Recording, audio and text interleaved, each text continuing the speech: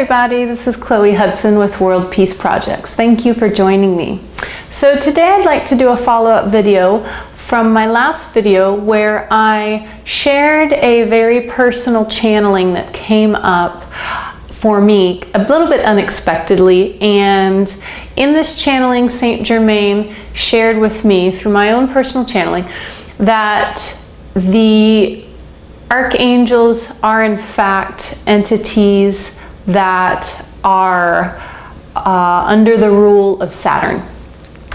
And several people reached out. I turned the comments off, which is not something I typically do, though I in no way at all enjoy any negative comments, even with the plethora of loving, wonderful support you guys all send out all the time. I just don't like to deal with any of the trolls or any energy that somebody wants to throw my way or any of their knowledge base that wants to counter me, all of these things, you know. So I turned off the comments, and a few people, and I'm just looking at the clock right now, it's 4:44 over here. Some of the people reached out through email, and many of them were my clients, and sending love and support and asking what now. So this video is what now, basically. And I first want to start by saying that through our own free will, there is an understanding that it is our responsibility to be aware that the way we perceive any information, life at all, is our choosing. It's all our perspective. It is interpreted through your own being, and there are infinite interpretations to many different types of experiences. There is always a multidimensional perspective, and that can often be difficult for us to grasp because we live in a third dimensional reality. And so I'm just going to offer that awareness. You know, when you're approaching this video, please, if you're actually interested in gaining some insight, have an open mind and understand that you will always be the only one that can ever know what's best for you and what's true to you. And so I'm simply going to offer my experience, and I honor however you choose to take this. And this has just been my journey, and I feel that it has set me on a very expansive shift in regard to how I perceive everything. And I find it very valuable for me, and hopefully it will be valuable for you as well. So in the video, you might want to go back and watch it. It's short. It's only like 7 minutes, not even. Saint Germain says to me that Archangel Raphael and the Archangels are aspects of Saturnian rule. And for those that maybe don't have information around the creation stories, I'm going to get into that a little bit today. So I've been doing a ton of research, and ever since that experience happened, I have been having massive downloads, and I've been having my guidance come and talk to me. I'll fall asleep and then kind of wake up, and we're having a dialogue, and I say, no, but wait, I want to remember the information, and they say, don't worry, it's being downloaded. And so for me, this all started maybe a year ago. I was watching David Icke's video where he is divulging his findings and his perspectives around Archons. Now, for those of us who have been in metaphysics a while, we may have heard of the term Archon. And this term is well known to be a negative polarity ruling force, a ruling group of entities that has a strong arm on our reality, which a lot of us also term the matrix or the net. And that's something that often across the board is agreed upon in regard to metaphysics. So Archon literally translates to ruler. Now, another piece, we're going to go kind of take a sidestep. So we've got Archon, which there is a mass agreement that this is negative polarity energy. And when I say negative polarity, that's another way of saying it's rising above the very limited 3D judgments of bad and good, light and dark, heaven and hell, these kind of things. Negative polarity, positive polarity. So that's one way of saying the way that these beings shift their service to self as opposed to service to others. So, and then David Icke starts going into Elohim and speaking about the Elohim that are also known as lords. So in the Bible, the biblical texts, we come across the term Elohim in regard to the angels and the archangels. And then the Bible goes through quite a clear hierarchy of the angelic realms. And so, and not in this particular order because I have not memorized the hierarchy. There are the archangels, there is Elohim, there is seraphim, there is cherubim, and so on and so forth. And so in David Icke's explanation of the Elohim, he starts pulling the prefix El and then going down a list of other names that are popular throughout history. And a couple of the names he lists is Archon, Archangel Michael, Raphael, Samuel. So he starts doing this.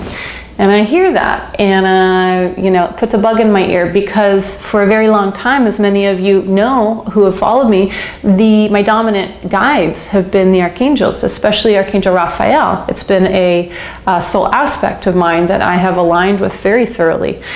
And I would receive a lot of guidance through the archangels, and I trusted them deeply.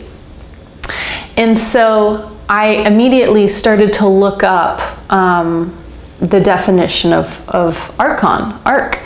And you know, in one of the definitions that I found it said something like a powerful being. It was quite neutral like that. And I let that satiate my curiosity at that time because I was not ready to know the truth if it meant that the archangels were in fact not who they thought not who I thought they were. I wasn't ready for that. So I let it be, but it was in the back of my head, okay? And fast forward, I started watching Sovereign Key, which is a channel that I'll list in the links below. And the woman Lauda Leon, who is a co-producer on this channel, did a podcast with another woman, and they very subtly started talking about the Elohim, but they shifted the word around it, and they didn't clarify certain things, but they spoke of it in a way that alluded to the Elohim are negative beings as well, and the angels and the archangels. And so that information was like, okay, now I'm pretty sure I know, and what am I going to do with this? So I just immediately, and this was about 2-3 months ago, I immediately withdrew my affiliation and calling on the archangels. I stopped channeling them. I no longer activated them in healings or transmissions. I didn't speak of it, and none of my clients seemed to notice or bring it up that I wasn't calling on them anymore as dominant guides until I had my facts. And so I told a friend that this was happening, and also a colleague, and you know, she said, well, let's channel it. And I have been resisting it because I didn't want to know fully. And so she brought it up in the channeling, and that was what came out in the last video. And as Saint Germain explains, I didn't want to fully know because I wasn't ready to accept the grief and the sadness that I have around that and what that means in regard to my karma. Because as Archangel Raphael being one of my dominant 13 aspects of my soul, that's a lot of karma. That's a lot of negative polarity karma. So, and you know, while I put that video out and I was quite emotional in that video, I want all of you to understand that because I'm constantly working with my emotional body, I'm very comfortable being in a experience where I let my emotions come out and I share them and I run them. I let my emotions, energy and motions flow. I'm actually in a fabulous place in my life. For those of you that were concerned, thank you for your concern. It was simply me being in an emotional space in that moment. And so after that channeling, I immediately revoked and rebuked and canceled, cleared out all false white light. From the moment that I withdrew assistance from the archangels, my guidance shifted. And it was a little bit daunting for me, because when we access entities and energies that have multidimensional access, they can offer us different insights, different abilities, different accesses to different frequencies. And so when I withdrew from them, I had to find a new approach in assisting our souls, both myself and my clients, in accessing the information from a very different lens, because I'd been using their lens dominantly for quite a while, and I would gain grand access. I could remote view, I can remote view, but at that time I was remote viewing through their access, and it was very clear. It was very easy for me to open up Akashic records and look at all these things and see past lives and soul fragments and all of it. So I had to find a new approach, which I found, but it was interesting for me to navigate that. So after this channeling, I've been receiving a lot of downloads, and I have been doing a ton of research. And one thing that I want to clarify is that there's a lot of encoded words and messages and meanings in a lot of things. And I'm not going to go into that too much, because that's not my expertise, and there's a lot of people who do a ton of fabulous work that have so much information that they have decoded. And this decoding is extremely important, because when we get into understanding the agenda of negative polarity and how they have to adhere to the law of one, because universal law states in the law of one that we are all one, we are all things, we are all connected. So in essence, all must be transparent in a certain way. The information must be revealed before it's played out. It must be offered, even if it's what we term our past or what's going on in the present. So in some form or fashion, it is on offer to us, albeit it is probably manipulated and shifted, and it's usually right in front of our eyes. That's how they work the matrix. So doing a lot of research, and I first get very clear that the language holds a lot of coding. So a lot of our language is coded in a way where it supports the negative polarity agenda. So, and we have also grandized or, boistered a lot of things. For example, at the time the word Elohim and angels was created, those terms were simple words that explained ruler, that explained, a messenger. Angel literally translates to messenger. There was no aggrandizement to it, if that's the right word for that. Though we have taken these words and especially through the Bible or the religious texts, and we've put a lot of emphasis onto them.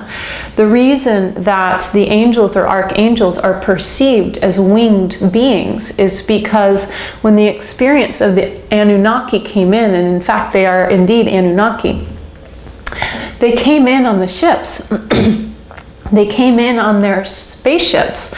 So the definitions and the translations from the original texts, let's use the book of Enoch, for example, says, these beings that came in they flew in with wings, right? So they're not speaking of these literal wings, they're speaking of ships. And so we translate this in a skewed and deciphered way that isn't accurate throughout lineage and time, of course, because it's passed down, and there's dictations, and then there's revisions, and then there's a way to manipulate the stories for the angle of those who are putting the information out there. So in fact, indeed, in my perspective, the angels, all of them, okay, all of them are Anunnaki. And Anunnaki are our initial experience of gods, okay? The word God, the word Lord, the word ruler seeks a higher being. And so this is key, guys. So what now in regard to becoming aware of the archangels being false white light? It's important to understand that the grief process, in a big way, at least that I experienced, yours might be very different. The grief process and the feeling of betrayal in a big way was amplified because of the fact, obviously because I feel betrayed, because there was not clarity, there was not transparency in the truth and the agenda and the background of the archangels. I've spoken to them for years. They could easily tell me, you know, if they have positive polarity intentions, they can say, this is our true past, you know, past. This is our true beginnings, and this is what we're here to assist. But that information is not revealed in that way.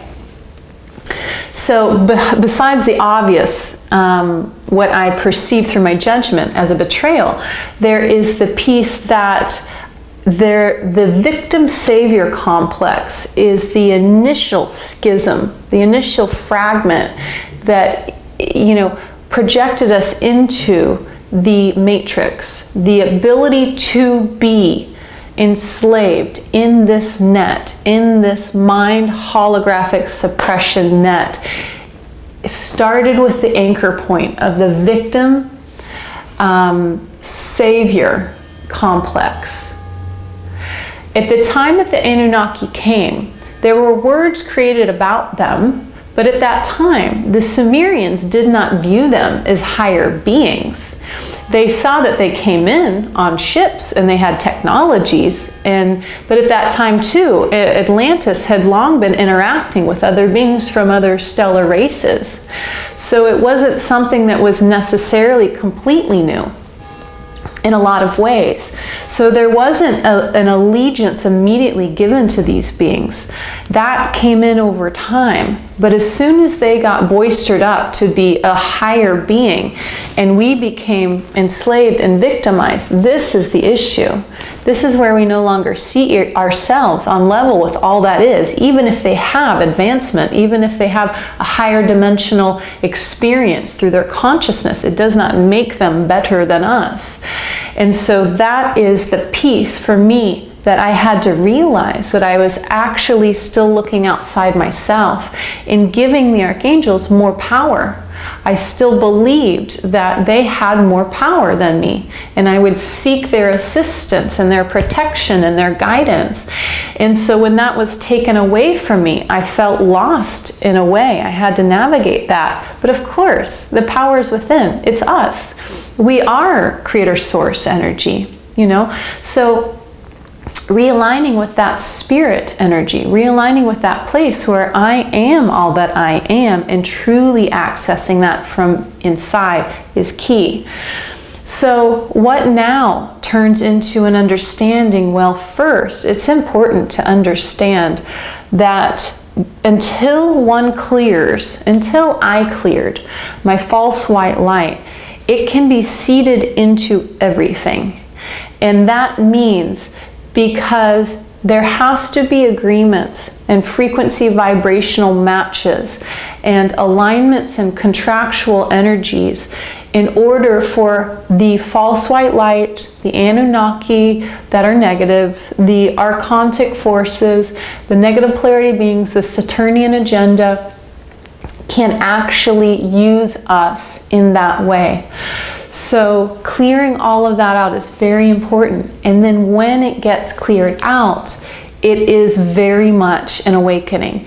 And I have come to realize just in these past 2 weeks, the levels, and I always knew the levels of ascension, but now there's this experiential knowing, right? Very different from mental understanding, theoretical, intelligent information. Experiential knowing is when you finally own that, right? It is so. And so now I have a knowing of the level of awakening in regard to seeing very clearly, at least more than I have seen before, the net and the true fifth dimensional Gaia. And so what I think is very important at this time is for us to start to understand that the event horizon that's come up a lot in metaphysics, and it was a big term that we were all throwing around about a year ago. And there was a sequence of experiences that we had where we were thinking, oh, event horizon, and I definitely thought, okay, event horizon, maybe it's this energetic experience that's happening and the three waves and all of this. Though the actual event horizon is an experience that happens every 2160 years, every 2160 years. It takes 26,000 years for us to go through what's called a full cycle, okay? And so a lot of us throw around the term 0 point. When we had the timeline where Atlantis was in play, and Earth at that time was actually Tiamat, a much grander, much bigger being, okay? Tiamat was probably more than double the size that Earth is now, but she was a huge body, and she was known as the ultimate creation force. And then we had the sun, okay? And so Tiamat and Apsu, the sun, were married, you know, in the creation stories. Marduk, which is Nibiru, came into our orbit, and it came into the orbit in a retrograde. So Marduk was retrograde orbiting, and first one of Marduk's moons hit Tiamat and cracked her in half. And then 2 more moons hit and Marduk hit. In the top half, which was a part of Atlantis at the time, exploded and wreaked chaos in the universe. And what was Marduk is said to now be the asteroid belt. And what is termed as Planet X is quite possibly a cluster of comets that are the other moons, because it has been said that Earth at Tiamat had 11 moons. And so the moons and the upper half of her body, or the other half of her body, are now comets clustered in what we term Planet X. It's not Nibiru. Now, the word Nibiru is also encoded. Nibiru is the true creation tonal encodements. So, and this is something I'll share the link to, that Magenta Pixies guy she channeled through the White Wing Collective of 9. So Nibiru is a word that's encoded with fear, because a lot of us have heard about the possibility of Nibiru, and they coin it to Planet X, which they are not the one and the same. Planet X is not even a planet in the research that I've been doing. But the words Nibiru are encoded around our freedom and our memory coding and remembering how to access 5th dimensional New Earth. So when I look at Nibiru and I look at it backwards, I see your ribbon. And this to me is important, because when we start doing research around creation stories, there is some understanding around the photon band. Now, the photon band is something that physicists and astronomers have not proved. So they call it quack information, like a lot of our metaphysical stuff, because it doesn't have the 3D proof that they desire. They you know, poo-poo on it. So though the photon band is what we can see, it's a band of antimatter energy that runs directly under, at least the band that we can access, Alcyone. Alcyone is the great central sun. It is the sun that feeds the 7 sister planets of the Pleiades. So this band, Alcyone, is always within the photon band, and many other planets are doing an orbit, and we come into the photon band twice in our 26,000 year cycle. And when we come in, it's always in the age of Leo, zodiacal signs, or the age of Aquarius. And the timeline spans for 2,160 years. This information is channeled through Pleiadian Agenda by Barbara Hand-Clout. So we're coming into the age of Aquarius. We've already entered the photon band, okay? Now, Mayans, many of us know, obviously we look at the Mayan calendar. The Mayans were the great keepers of the actual time, okay? They held and offered us access to true time. And the reason this is, one of the reasons this is important, is because when we look at 0 point, we can trace 0 point back to a couple different times. One time was when Atlantis, the great floods happened, which is termed the deluge, the flood, okay? So at the time Marduk smashed into Tiamat, exploded her body, the great floods happened, and Atlantis wiped out, all right? And this was a 0 point. This is where time starts over. Now, another 0 point we had was when Christ came in and entered, which is why when we look at the time shift, BC AD, okay, so these are timelines that we've just created new time. Suddenly we said, oh, now it ends, now it starts again. So the Mayans kept time of how long we've actually been cycling through this round. And what I believe is that the reason that they stopped it at 2012 is because they perceived at 2012 as when the event horizon would happen and the celestial convergence that is to come, but we just don't have a date. But it's inevitable, as is all celestial convergences. It's the cycle of creation. So a lot of fear around the possibility of Planet X coming back to our orbit and smashing into us is alive in mass consciousness. Though it's a fear and a memory of our experience of past when Marduk hit Tiamat, because at that time it shifted our experience out of a higher multidimensionality and we began to descend.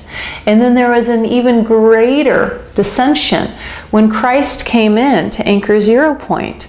And Christ assisted because at that time the Galactic Federation had realized that they made a big mistake. When the great floods happened and Marduk hit Tiamat and things went into chaos, planets went all directions. Planets that had all sorts of different orbits at the time. There was, you know, we had many more moons, other planets had many more moons, and things just went all over the place. It caused havoc in our solar system. And so there's a lot to get done. There's a lot of busy work. The Galactic Federation took their eyes off of us for a while. And in that time period is when the Annunaki and a lot of other beings, the Syrians came in, a lot of beings came in and continued to monopolize on Earth. So the Annunaki ultimately came in to mine the gold, and they had been coming in.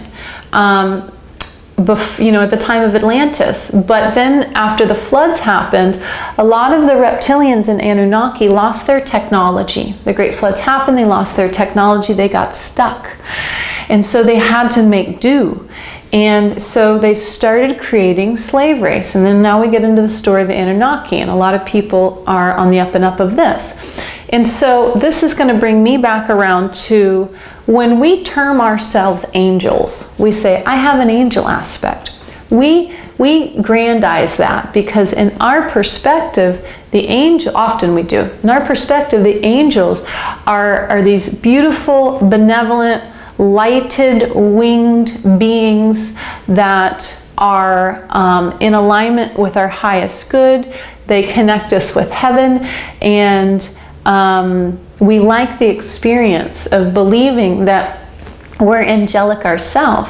Well, we are angelic because we have Anunnaki DNA. Okay, so the Anunnaki started creating the atom, right? They started manipulating our genetic encodement, and so all of us have bloodline from reptilian and Anunnaki. It's just a part of our history, his story.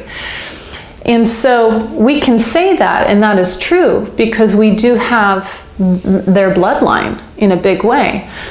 And that's important to understand.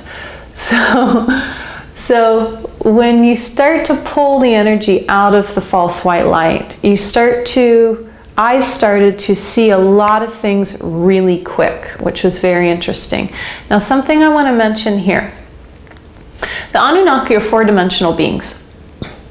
There has been plenty of channelings around Archangel Metatron, who is Enoch. Enoch was one of the higher commanders on the ships that came from Marduk, the Annunaki, okay? So Metatron is channeled many times that he comes from the 33rd dimension. This is an important understanding that I haven't fully clarified, but it's not that it was the 33rd dimension in the way that we might think of dimensions. There's a 33rd degree parallel, which is seen throughout a lot of symbolic representation through Illuminati, Cabal, all of that stuff. And if you start to look at the 33rd degree, like it shows up in Mars with the face of Mars is on the 33rd degree parallel. There's a lot of different planetary aspects that start to line up with that. You know, I don't know how to term it even, if that's like a longitude or a latitude, but there's something about that that offers awareness into the next coming event horizon. Now, micro to macro, we have these stories about the Anunnakis as human. We have these stories about Christ as human. We have these stories about Adam and Eve as human. But we need to understand that everything is macro to micro. So ultimately, let's zoom out to the experience of celestial bodies, okay? So we have Tiamat, who cracks, shatters, Marduk, who has hit her, Apsu, which is the sun, and then we start to have experiences with all the other planets.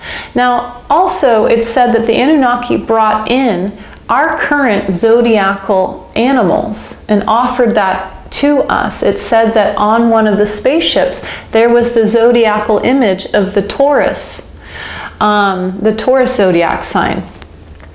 So this is important too, because you know, all of these multidimensional beings have a more expansive understanding of what we now term cosmology, and that was very important to them. So the next event horizon has an important, significant shift for us, because as we've come out of what's called the galactic night, we're going to go back to the photon band experience, okay? So there's a diagram in the book where the photon band runs in what we would term a vertical axis, and then you've got this circle of our whole 26,000 year cycle. Everything on either side of the photon band is the galactic night. We spend most of our existence in the galactic night. When we enter into the photon band, there's a lot more magnetic antimatter energy that affects us very thoroughly. And to counter that, it's very important for us to absorb sun to assist our bodies as we're shifting. So a lot of us in metaphysics talk about shifting out of a carbon-based body into a crystalline silica-based body. Well, the photon band, the magnetic energy and the antimatter is actually helping us to do that. It's clearing it out of our body as we're transmuting. In the photon band, you also start to access the ability to manifest much more rapidly. That lag time starts to release, okay? So there is an understanding with Saturnian following, satanic, Satan, Saturn, that in the coming next celestial convergence, that something is going to happen where the Bibles, the two bull planets, the brown dwarf star, I believe, is Jupiter, and the red dwarf star of Saturn are going to collide. And Alcyone is going to have an experience in this. So when they collide, Jupiter is said to die, basically. And Saturn will explode and be birthed into a sun. And then at some point, Jupiter will go through a resurrection. Here's our resurrection story. And it will be birthed again as well. And then this will affect the entire experience of Earth.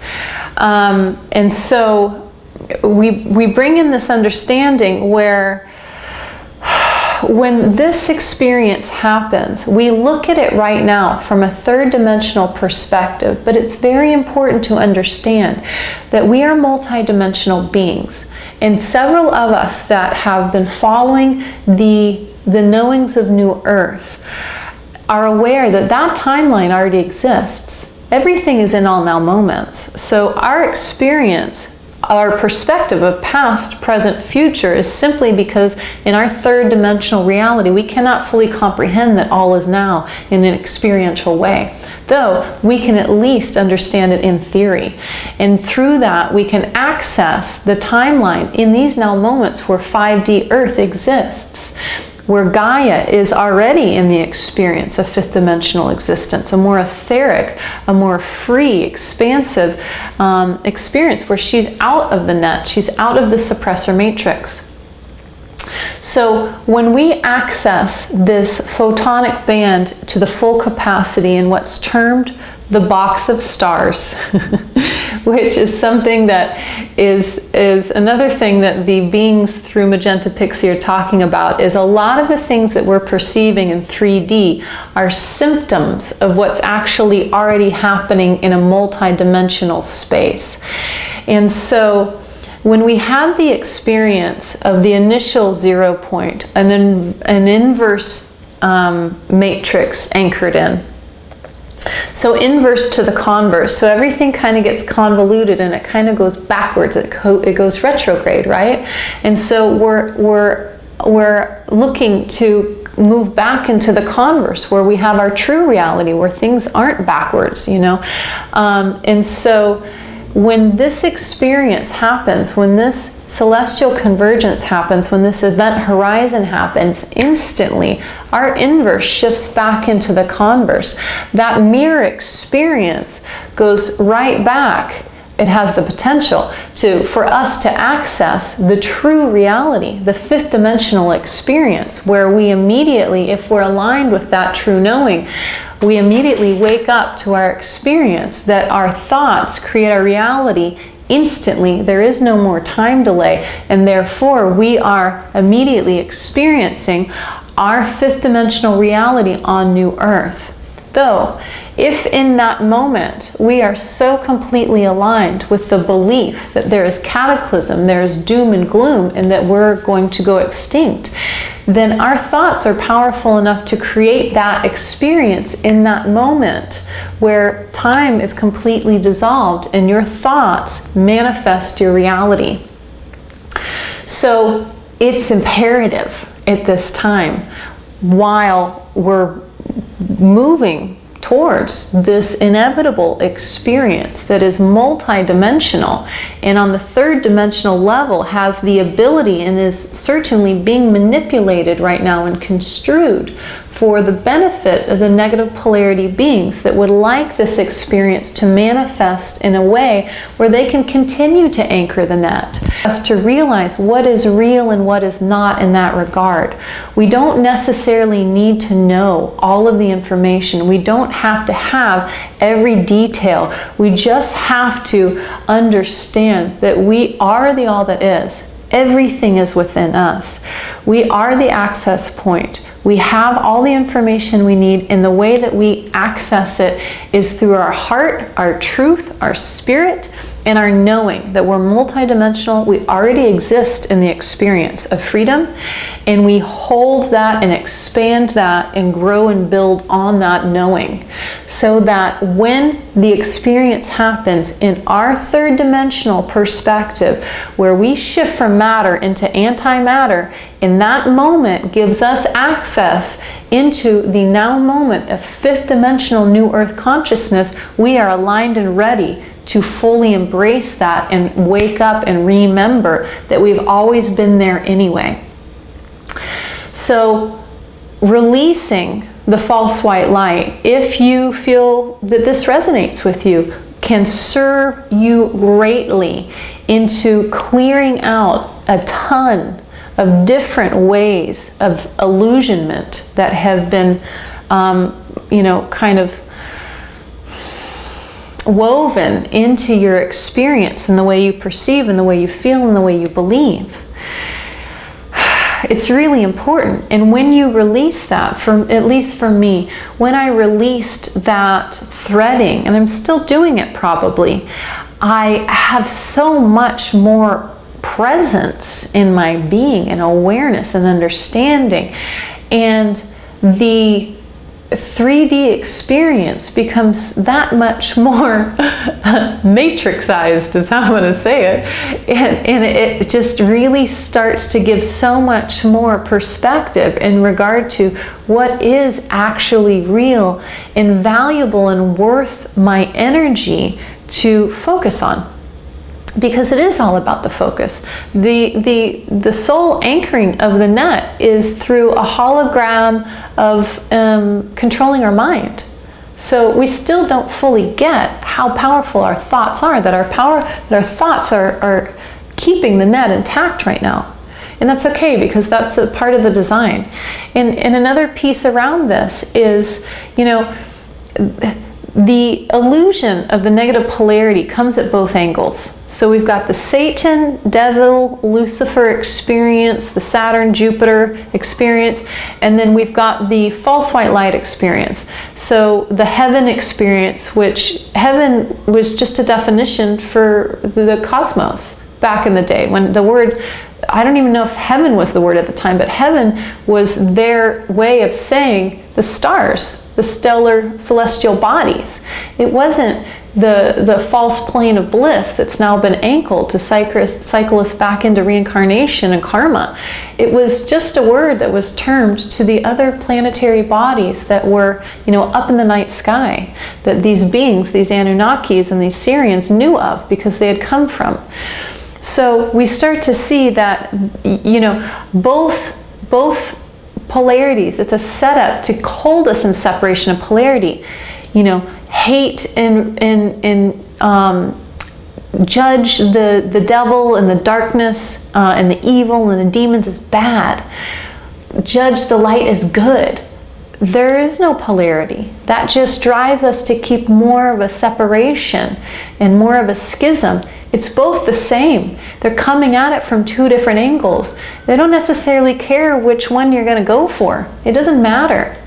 But the feeling of the resistance and the judgment around it is what anchors us into the experience. Because all of this is of our own volition. We opted in. You better believe it. We were manipulated and coerced. But you know what?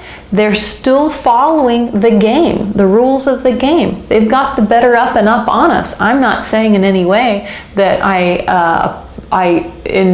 you know, at least as this Chloe human, enjoy it and I'm happy that this is happening, though I do not want to be in my victim savior complex anymore.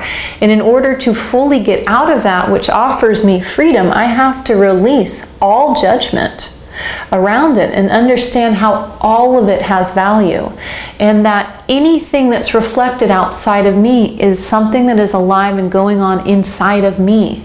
You know, and so we have to start looking to our own being and even understanding our chakra body, the way we run our energy. It's the same portal as the photon band. It's always macro to micro. Everything can be revealed if we know how to look for it. So I hope that if you are resonating in a place where you're ready to let go of your belief that the archangels are here to serve you, in a way that offers you access into freedom, a fifth dimensional new earth, and you're ready to let go of giving your allegiance and your fealty and your alignment with the angels and the false white light or the dark forces, and know that if you do opt for that avenue, they may try to slide in false thoughts. For example, sometimes when I go to call on Saint Germain or activate the violet flame, they try to bring in a false thought and to tell me to invoke one of the archangels. And I'm like, whoa, nice one. I don't think so. Okay. So you have to be aware of the trickery that comes in around it. And when you release it and let it go, there might be a moment where you're trying to get your footing because we're not that used to being so much in our own power. But really quick, you'll align with your spirit energy and you'll be like, wow, of course, I am all that I am. It's in here. It's in me. I've always known. I don't have to seek outside of myself for the support. I receive wisdom. I'm grateful for help when it comes my way through truth and transparency, though we don't need them. That's the thing. We don't need a savior. We have the abilities for ourselves. And so I hope that this offers you guys some awareness. I know it was a bit long-winded and a little bit all over the place, but there's so much information. And I'm still doing a ton of research, and I'd like to clean it up more for you and offer you more clear understandings, though there is a big revelation in getting, at least for me, that this is not something to look at on the human level in regard to the stories, in regard to his story. It's time to look at her story. Look at Tiamat's story. Look at how all of the figures in history, in his story, they are anthropomorphized, which means they've been given human terms and traits and characteristics imposed onto them, but they actually represent the celestial bodies. This has to do with a celestial grand event that is coming, and it does not by any means have to offer us cataclysm and doom and gloom, though the negative polarity beings would very much like for all of us to buy into the cataclysms, because that will give them the upper hand to re-anchor the net for the next round. So all is not the way it seems, and that's really, really important to get. That, you know, even the human technologies that are on offer may try to bring in false interventions from what we could perceive as higher beings, because it might look like, you know, the stellar race is coming in. But again, we've been manipulated and fed information through media to get us to respond and react and to be comfortable with certain possibilities, so that if those things manifest, even artificially created, we will react through our knowing of them and the way we've been fed that information. So it's that much more imperative for us to get really clear inside ourselves of what is true in our love and our heart, and be aware, be cognitive, and though know that we don't have to fearmonger. You know, we don't need all of the information. We don't need to look to the doom and gloom.